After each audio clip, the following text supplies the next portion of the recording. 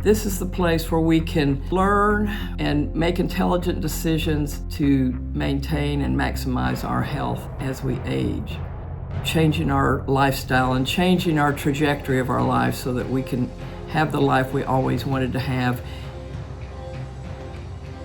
Good news is it's never too late. Good morning. Welcome to Doc's Place. I just want to apologize for the occasional sawing and hammering and some of the background music. It's so nice this morning, and it's not going to be that long until we're into the winter months. So I just wanted to sit out here and talk to you guys this morning outside. First of all, I want to apologize. I am not a professional videographer, and I'm using my camera. Now, I promise my technology will improve. But basically, I never know quite where to look on the camera. Like, I'm looking at myself instead of looking at the camera. So if I look like I'm staring off into space, that's just my beginning learning process. We're going to talk about motivation this morning. We've talked about how we need to build a baseline of where we need to be headed in our habits and in our lifestyle. We've talked about knowing your numbers and getting your regular testing. We've talked a little bit about nutrition, which is an ongoing subject. There's a lot of different ideas about nutrition. Most of them are not wrong. Most of them have good aspects to them. So, don't get upset if I don't agree with all your things, but it's mainly with nutrition what works and what diet works for you. I was talking to a friend 2 nights ago, and we talked about we're kind of on the same type of diet, but he can't tolerate as much fat in his diet. So he eats a little bit more carb and he eats a little less fat, and he's still lost 100 pounds. But, depending on your variance, you don't want to get real wild and say, well, I can't eat any of this stuff. It doesn't sit with me. But you do want to sometimes make adjustments so that you tolerate your diet and you're still making progress. But we're talking about motivation. So let's get back to motivation. Every January 1st, every birthday, and different times of the year, you say, I'm going to be at my high school weight by the time I turn 50. Well, I think it was a year or two after that before that actually happened. But we get motivated, and then we start dieting, we start exercising. And the next thing you know, we're saying, we're back on the couch. We're not exercising. We didn't get that going, and we lost 20 pounds, and then we went on vacation or something happened, and we just could never get back into the routine of dieting, and it's so much work. You know how that is. So we get stopped, and then we end up with 25 pounds instead of 20-pound loss. We have 25-pound gain, which is a net 5 pounds.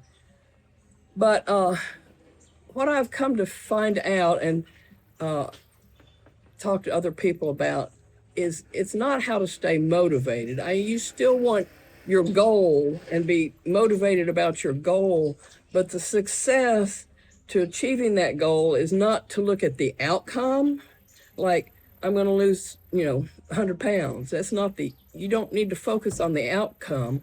What you need to focus on is the inside first. You need to say, I want to be healthy. I want to be not sick. I don't want to be on medications. And then you start working on the process of developing the right habits, developing the right routines. And as you work on that inside change and keeping focus that this is the person I want to be, and you start working on changing some of your habits and routines, the result will come. The outcome will be there, but that's not where you start. If you just start on the outcome, and even if you're successful at losing that 100 pounds, then you still have the same poor routines and inner things going on that will maybe not make you successful in the long term. I don't know if I actually mentioned it or not, but I lost that weight in 2010. And it's been 15 years, and it's still a battle. I mean, it's still work, but it gets easier and easier, and you get more and more into your routines, and you can have lasting results. Even if you have some setbacks along the way, you can still have those routines and habits that you have built into your life that will hold you the course and get you back on track. One thing I want to bring up, and I hate to give just shameless plugs to Arnold Schwarzenegger, but he is so motivating, number one. But he also has a Arnold Pump Club, and if you would just go and sign up for his emails, they are some of the best, well-written emails. He does a motivation bit every Monday. There's a lot of information about the latest research and diets and supplements and things, which are, he has a team, I'm sure, doing that, but it's well-researched. They have good facts. But his Monday motivation is just my go-to. Every Monday I have to read Arnold's motivation. And it falls in line with what we're going to talk about, which is habits. It's not your motivation that keeps you the course, it's your habits that you develop that make you successful in the course. And he talks about what I just talked about, outcomes versus inside. You don't want to just like aim for the ceiling. I'm going to lose this 100 pounds, or I'm going to run a marathon in January, at the beach. You have to start with your basics, especially if you've never run before. I mean, it's one thing if you've run, but if you've never run before, you can't just say, I'm going to go run 26.2 miles in a few months. What you have to do is stop chasing that ceiling, that high end result that you want, and go to your baseline, go to your, he calls it the floor. Start raising your floor.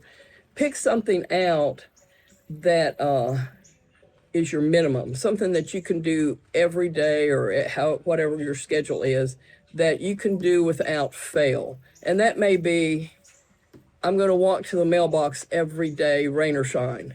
And that sounds ridiculously easy, and it's almost too embarrassing to set as a goal, but make your goal so easy to begin with that you cannot fail, that it's impossible to miss that goal. And once you do that, you get in the habit of going out and repeating that. You go out and you walk to the mailbox. Now, those habits will eventually get you where you want to go. They'll get you that 26.2 miles. But you do it like one step at a time. Once you get your regular routine of doing it every day, then you will get to that 26.2 miles, your personal goal, your personal vision to, make some major achievement in your life. But it takes the 200 days or how many times that you start walking, and then you start running, and then you start adding mileage to get to that point. So one perfect day or one great, all-out run won't transform you. But if you do 200 days of something that you can accomplish, and then start raising your floor, you can get to where you want to be. It's the repetition that counts. I've been reading a book.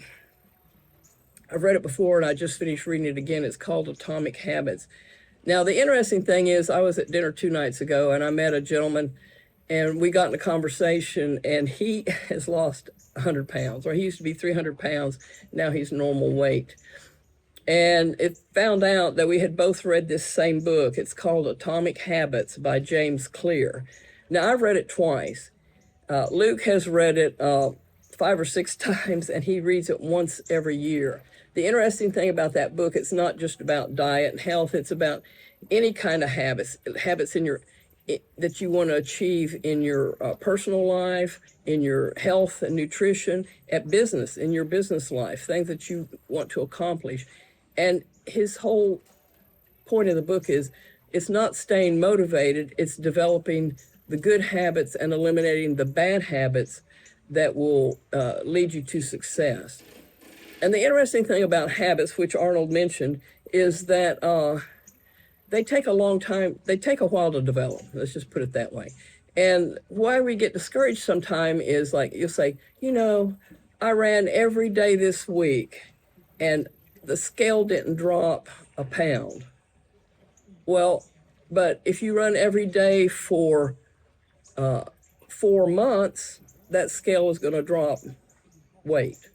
So there's something called a latency phase. You get to a habit and get to an established part of where it's just part of your routine that you do without even thinking about it. That's what a habit is. You don't even think about it.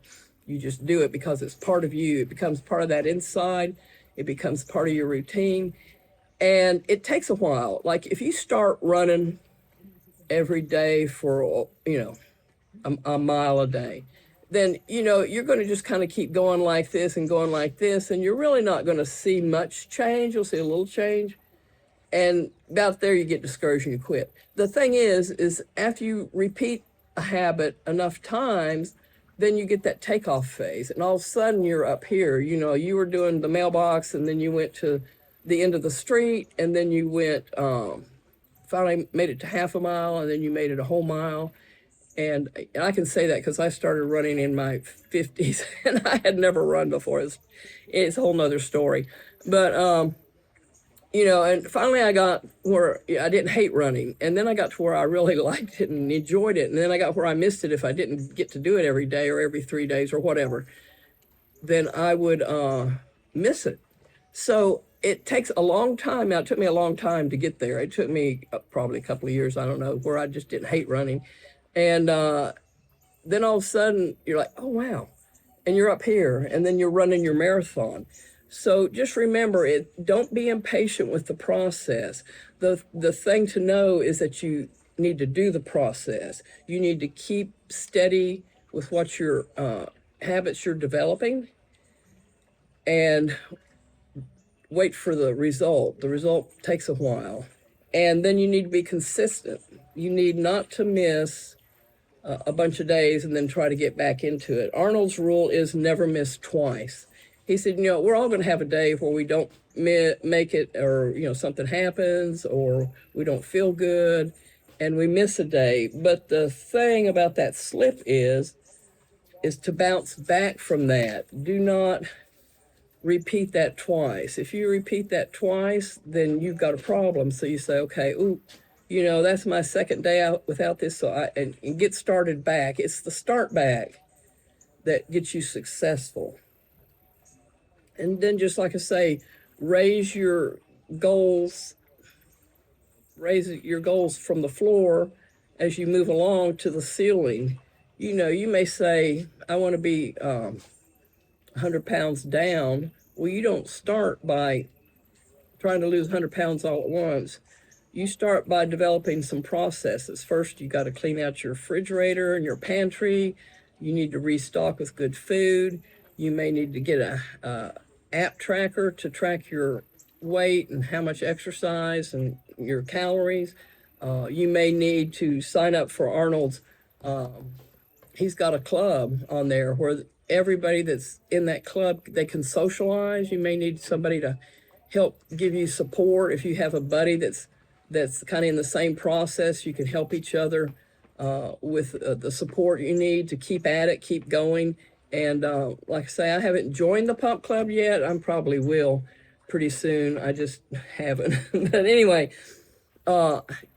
somebody to help you be social and engage with what you're doing. And then it's not that you want your best, your highlight. Man, I ran 5 miles today. I haven't done that before. What you want is the habit. You should say, man, I ran every day this month. And as far as habit trackers, you can get an app, and a lot of them are free. Not all of them, but a lot of them are free. I've got bugs out here. You can just take your calendar. And I know you've all done that. And when I was a kid, you did the mark down till Christmas, and you did the X's. Some people use a nativity calendar, but you can do the same thing with as a habit tracker. Put an X up there every time you run. Put an X up there every time you go to the gym. Put an X up there every time you add a protein to your meals. Put an X up there every time you eat your vegetables first, and put a X up there. Whatever you're tracking. X up there every time you don't eat extra carbs other than what you're planning to eat. So those are the things that are going to make you successful at it. And we always think that oh, I just don't have enough willpower. When I was gaining and losing weight, I'd go, I might go a couple of years and have a pretty good weight, and then it'd creep back up, and I'd start eating bad, and then you get so ashamed and embarrassed of yourself. And I started restricting my lifestyle. I didn't want to go be around at the pool with other people. I didn't want to. Heck, I couldn't even hardly get on the rides. My nieces and nephews wanted to go to the fair, and I could hardly get in the rides. It's embarrassing, number one, but I was restricting my lifestyle. I was becoming less social, and then you just say, well, I'm going to start again. And you start again.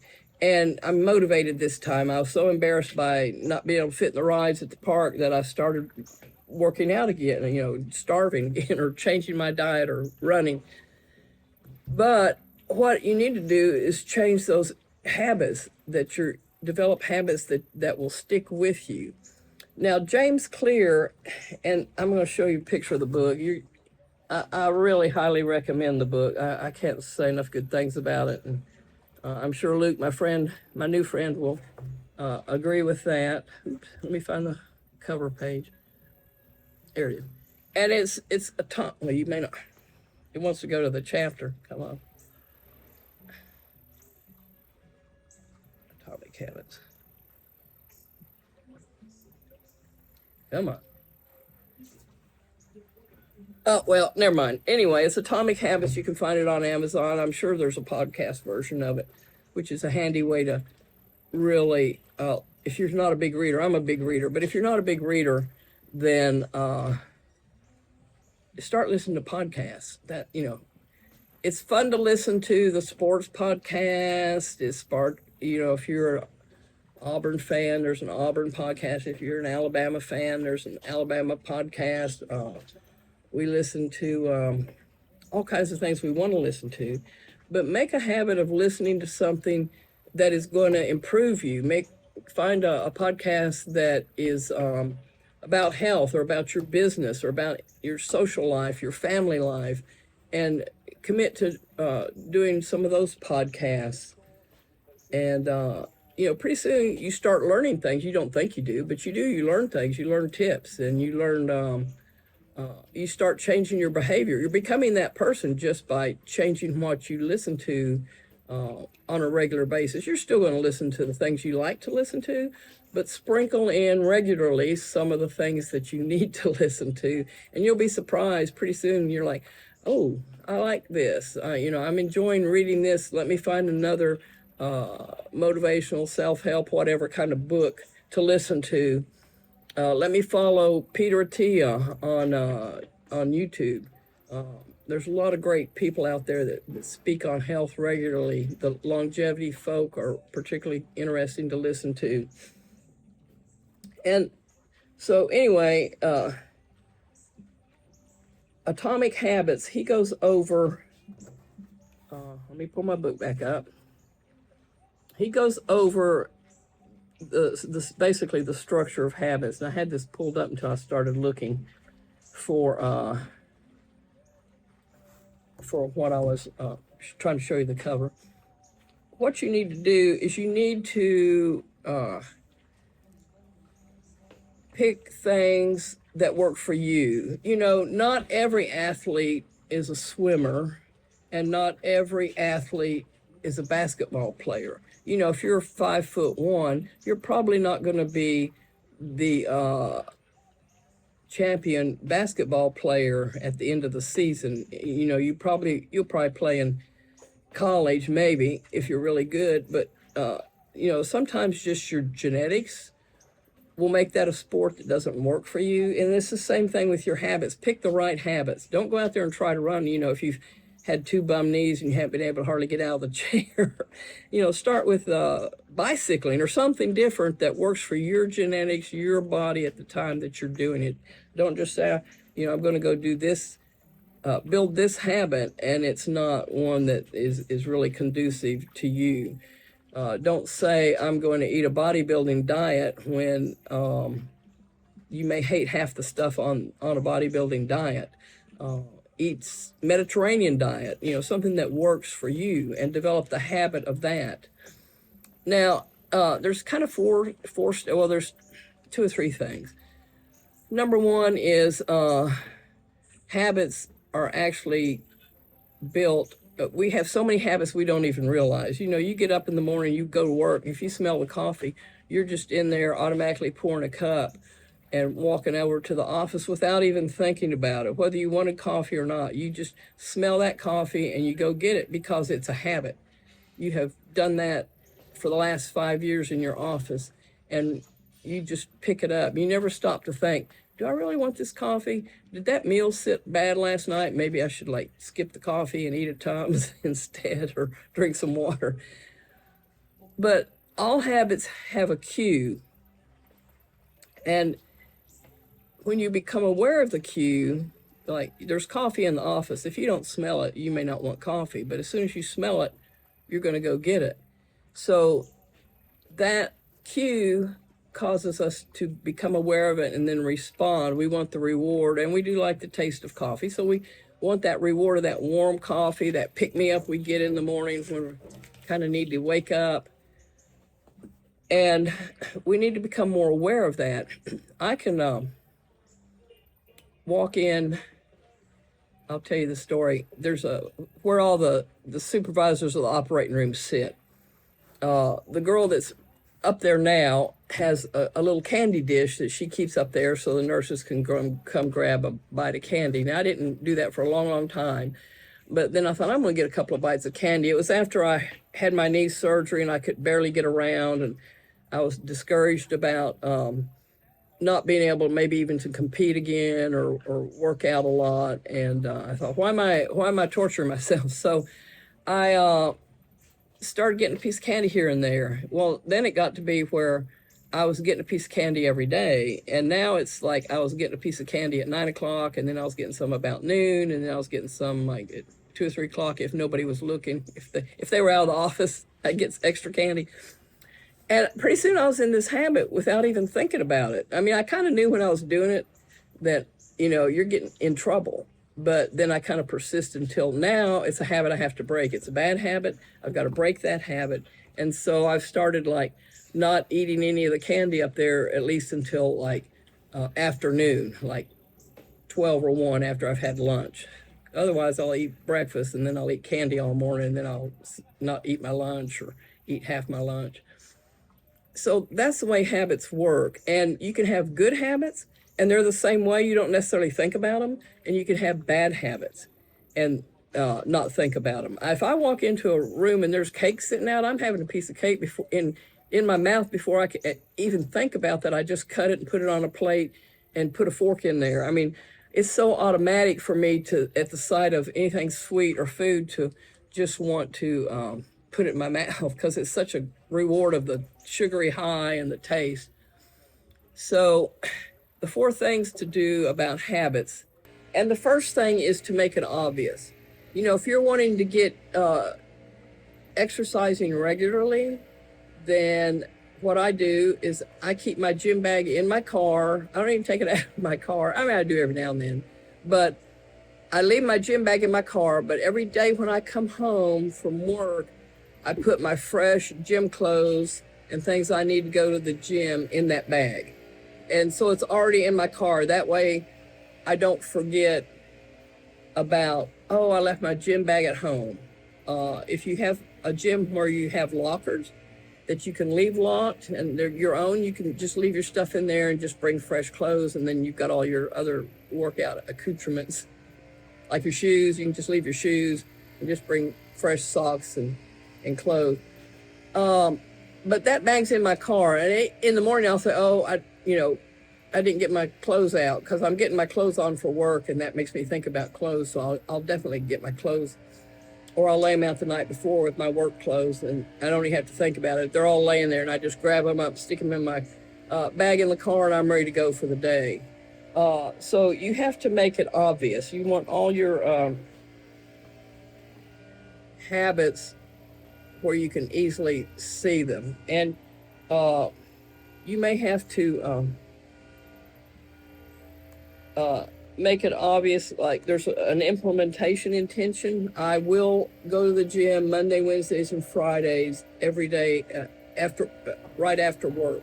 And people say, oh, I've got errands, I had to do this or that, I had an appointment, and I didn't make it to the gym. Well, and I hate to say this, but you may just need to think about the gym first. And you've got a dental appointment. Well, let me schedule that. Okay, I can't go on Monday at 3 because I'm right after work. I go to the gym. I could do it Monday at 4:30. You can do it Tuesday or Thursday, but those days that if you're building a habit, don't put anything in the way. Don't make it harder on yourself. Leave yourself. Go ahead and put it on your calendar. I'd put, at this point early on, put the things that you definitely want to do, like working out, on the calendar. If it has to be meal prep, then every Sunday afternoon, put in grilled chicken and put it on your calendar. Then you'll see it and, oh yeah, I need to do this, or whatever day you go to the store, get food supplies for food prep. Put those things in there. It'll make it obvious to you. Oh, yeah, I've got to do that. And then you'll be ready for it. You won't be surprised by it. And the other thing is to make it attractive.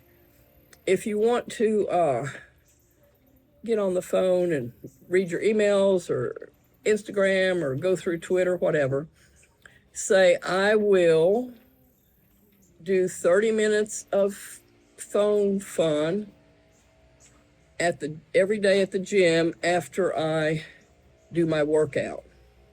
So, that gives you that fun reward and makes you more likely to go to the gym. Oh, I get to look at my phone. I get to play my games. You may have to sit in your car. You may have a place at the gym where you can sit down. Just don't do it on the workout equipment while everybody else is waiting for the piece of equipment.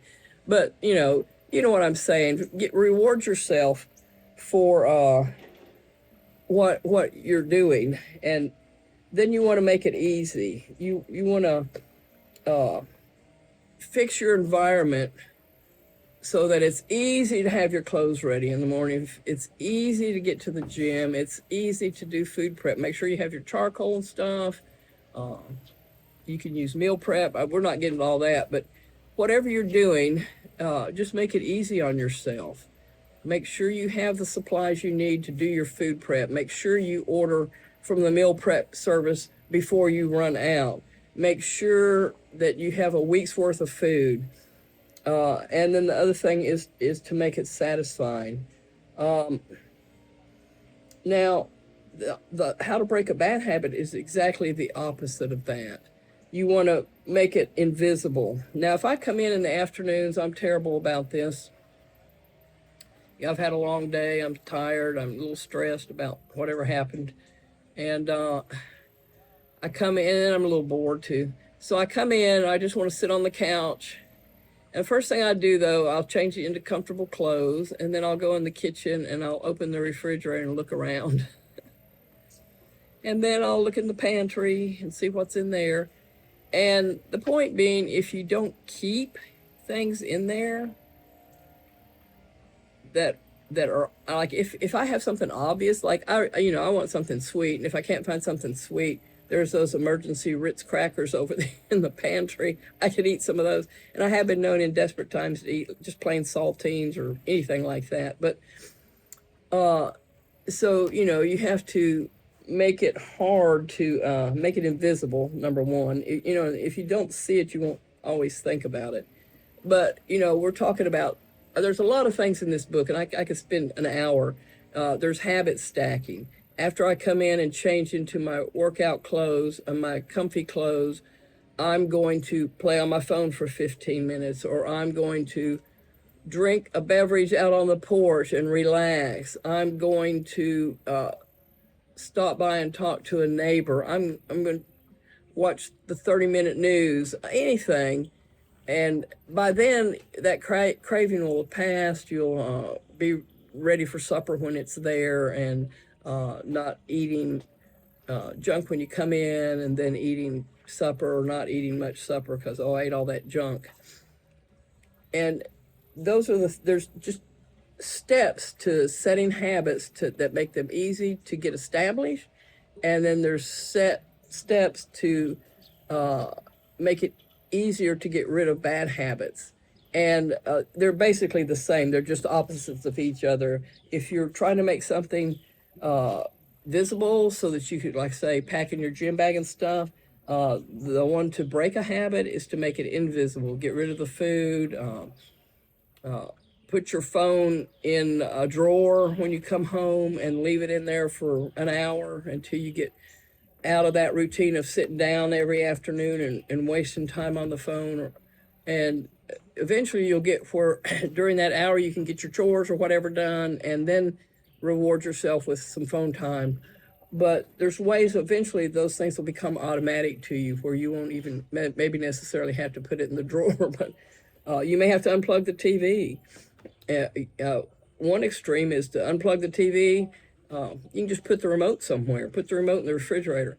You have to get up, go find it, get the TV out of the bedroom where you have to actually get up and go out in the living room to watch TV, or unplug the TV where you have to go over and get the remote out of the refrigerator, unplug the TV back in. One guy even went so far as to put his TV in his closet. That was, I guess, back when you had rolling TVs. But he would put his TV in the closet, and then, by the time it's almost not worth getting out and binge watching Netflix till 2 in the morning. I really need to go to bed because it's just a lot of work to set that up. And if you're trying to make something easy, where you cut down the number of steps between you and good habits, then you want to make it hard. You want to increase the number of steps between you and bad habits. Don't keep the ice cream in the refrigerator in the kitchen. I have tried putting stuff I want to eat. I have a freezer, which is like another floor and out into my unfinished utility area. And sometimes that doesn't even work. You just have to not buy it at the store. And even if you have to, you go so far as making your grocery list and putting the items that you're going to get at the store and not get the items that you want to get at the store. There's all kinds of ways to make habits easier to break or easier to disappear. And those will all lead to the life that you want, the life of health, the life of good social connections, business rewards where you're being successful at business because you're organized, or you have got good habits of being routine and getting your work done timely, or getting reports out, or whatever it is. There's a lot of things about habits, but we're particularly talking about aging, and we're talking about, I guess really any kind of habit like that, because if you're going to age responsibly, then you want to have good social habits, you want to have good health habits, you want to have good exercise habits, you want all of that to live your best life. And just remember, don't get discouraged. If you're having trouble, you're having setbacks. When I'm on contest diet, if for some reason I'm not dropping weight, I make sure I'm tracking everything I eat. I start re-weighing and remeasuring. Sometimes you go, oh, I'm supposed to eat a teaspoon or 2 teaspoons of peanut butter. Well, if you just do that with a spoon, you got half a cup of peanut butter, basically. I can get a lot of peanut butter on a tablespoon. And I mean, when I'm on real contest prep, I have to weigh it out. I weigh all my peanut butter out in little containers, and then I can just, eat every little bit of that. I mean, you think I'd wash the container, because a tablespoon of peanut butter is not much, but if you just take it out with a spoon, you're already eating 2 tablespoons before you even think about it. So if you're having trouble, revisit your habits and your steps. Make sure that you're on track with the things you've been planning to do. Kind of clean those up. You may need to raise your ceiling. You may need to start adding an extra a half mile to your walk or your run. You may need to even leave off the bread and start eating just more vegetables. If you're eating too many carbs, go to, and if even your vegetables, you can go to a lower glycemic, higher fiber, less carb vegetables, things like that. So sometimes you just have to go back and revisit what you're doing. Number one, make sure you're on track with the habits you're developing and have developed. And number two, you may have to make adjustments to those until you reach the goal that you want. And then you can come back and relax some of those in a controlled fashion. That's the hard part, is the controlled fashion. And then when you're living your life and, there's all kinds of things that interrupt good health habits. Social events, birthday parties, Christmas parties, office parties, any of that kind of stuff will throw me off. And you just have to develop the habits of what you're going to do at those times. One of my favorite stories, Dr. Joyner, he's an orthopedic surgeon here. They came over on the lake one summer. I was on full contest prep. He says, "Hey, meet us over at this restaurant for dinner." And I did. He makes fun of me to this day. I had cooked 4 ounces of tuna. I had a tuna fillet, an ahi tuna fillet, and I cooked that and I carried it in a baggie. And we went to this Asian restaurant, so I ordered a salad which had a little bit of fish or something on it. And when nobody was looking, or I thought nobody was looking, I pulled that tuna out and threw it on top of my salad. The guy next to me saw it. And Dr. Joyner is a real jokester. I know you don't know him, but he's a real jokester. And to this day, he will still talk about me pulling that tuna out of my purse and throwing it on the salad that I ordered from the restaurant. So sometimes you have to be more drastic, but it was just a habit at that point. I cannot get off my habits to be at the success I want to be in. Now that's high level success. Trust me. If you're going to make it to the Olympics, if you're going to get on stage in a nearly nothing bikini and under the lights and let 10 people judge you, those are high stake things. So you have to do extreme habits for that.